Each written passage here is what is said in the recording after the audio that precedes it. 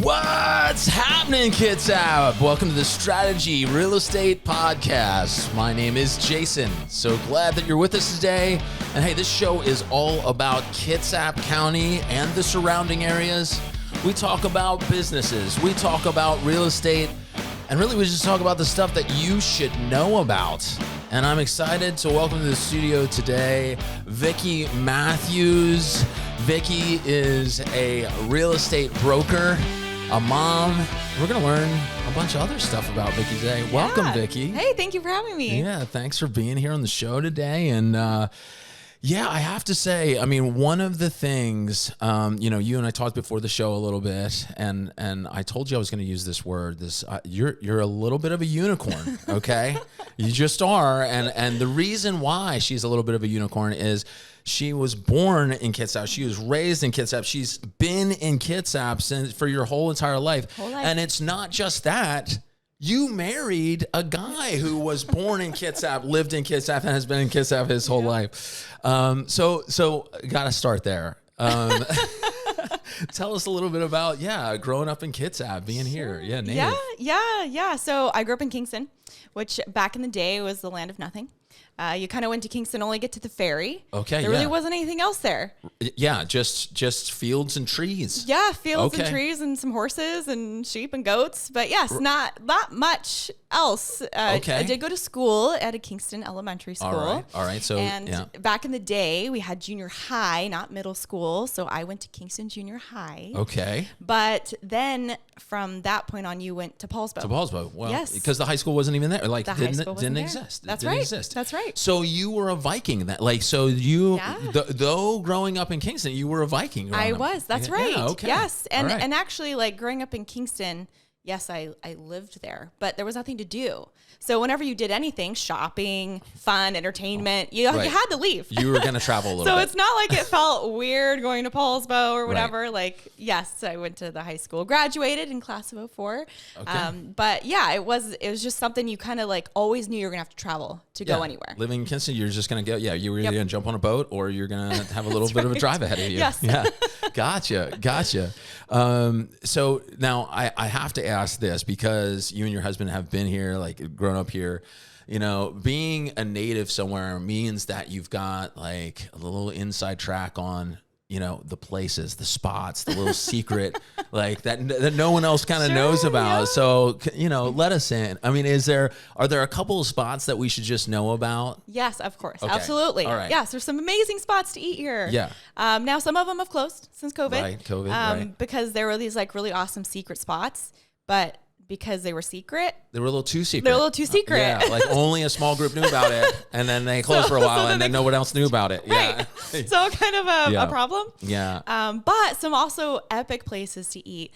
So let's start in Kingston, because I grew up there. I've lived in Paulsville, lived in Bremerton now, but grew up in Kingston. So there's a place called the Kingston Ale House. It's downtown by the ferry. Okay. And what's to know about them is that they sell Beecher's mac and cheese. Okay. So if you're not from here, it's worth knowing that Beecher's is downtown Seattle at the Pike's Place Market, which is an epic place to visit.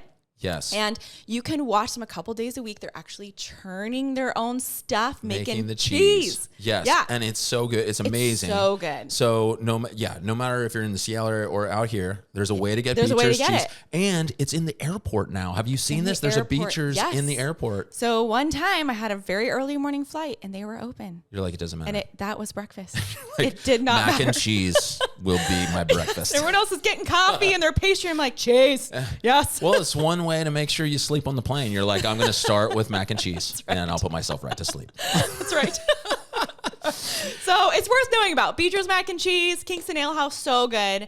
But let's be real, it's all about the dessert. Yes. Because really, that's all I really just want the dessert. Right. You were telling me you're quite a connoisseur. Like, and that's kind of what donuts are like the baked goods or the way. Okay, so tell us. Like, so I've been in the area for 5 years, so I know I live in Paulsbo. Okay, so Yeah. Okay. So it's legit? Yeah. I'm going to steal your thunder. Yeah. Tell people about Paulsbo. Well, Sly's Bakery. Sly's Donuts. It's so good. Yeah. And they have like everything. Yeah, they so do. you won't be disappointed. If you're not like a donut person and you like want something else, I don't know what the other things are. I don't eat them. But what's your go-to?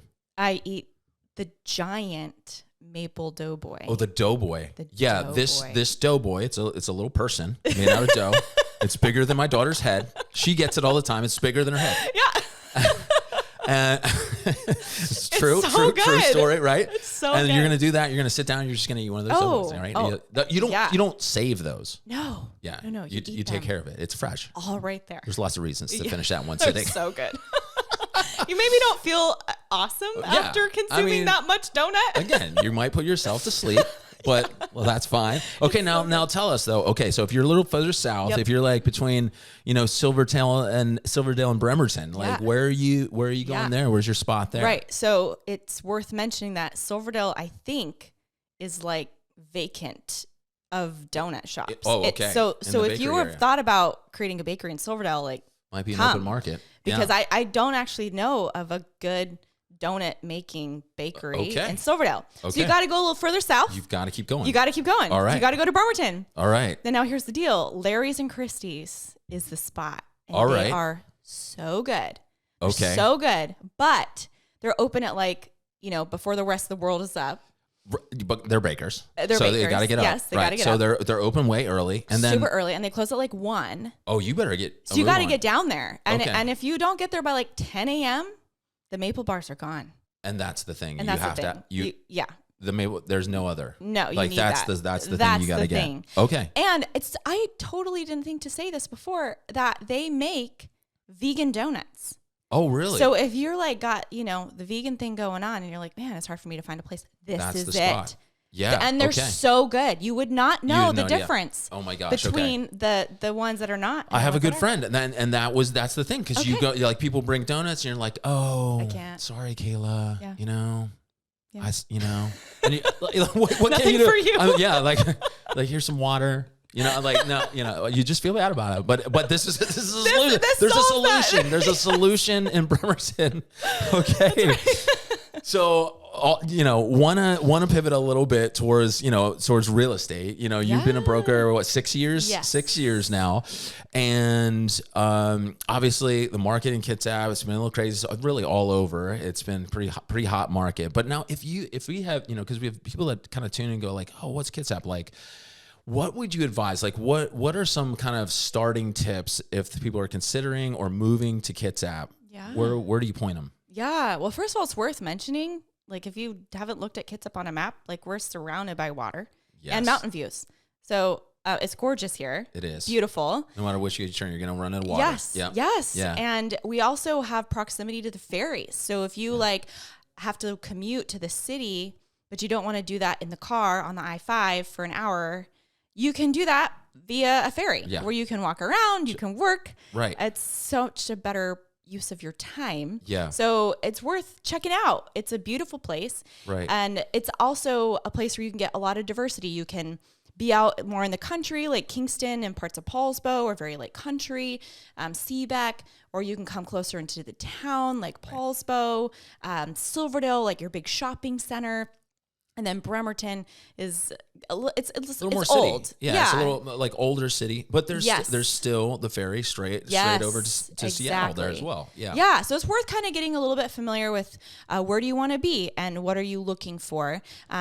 It's not hard to commute. So if you want to have the views, but you got to come into the city or you got to connect with a ferry, the drives are not hard here. It's not like being in a giant city like Seattle where you're just stuck in traffic all the time. Right. Traffic isn't that bad around here. It's really not. No. You very rarely kind of get stuck in traffic anywhere ever. That's right. And so what I hear you saying is take a drive around. You experience all these, and you can do it in a day. Really, It's not that large of an area where you're Kitsap, it's a peninsula, so you're gonna hit water eventually. You can go, you can check it out. What else? As far as you and I talked a little bit about getting connected. I mean, what would you say on that side of things? Yeah. So if you're looking to move here and you're pretty serious, obviously you want to get connected with a good team of people to help you accomplish your goals. So if that's you want to purchase a home, then you want to get connected with a great lender and a great realtor, and they're going to be able to help you navigate even some of those other things we talked about with location.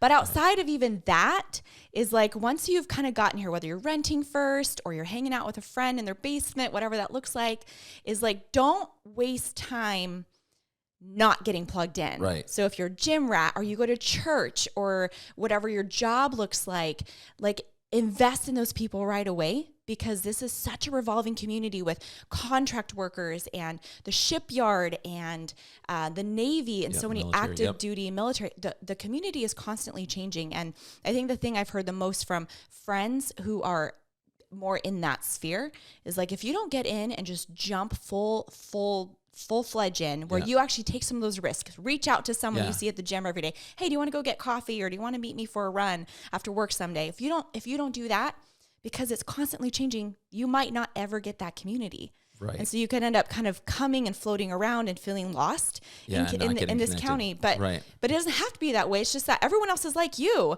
And they also are kind of like, I'm maybe new to the area and I don't know yet who my community is. But it's so important to have community and to have friends and to get connected. Yeah. And you started out when we were talking about this is that broker. Like, if someone's working with you, that's a resource for you. Your lender, these are people that will help connect you to those communities. Yes. So I think that's a great piece of advice. Yeah. Well, Vicki, thank you so much for being here today. As always, we try to take about 7-10 minutes, bring you some value. Thanks for watching, and we'll see you next time. Bye.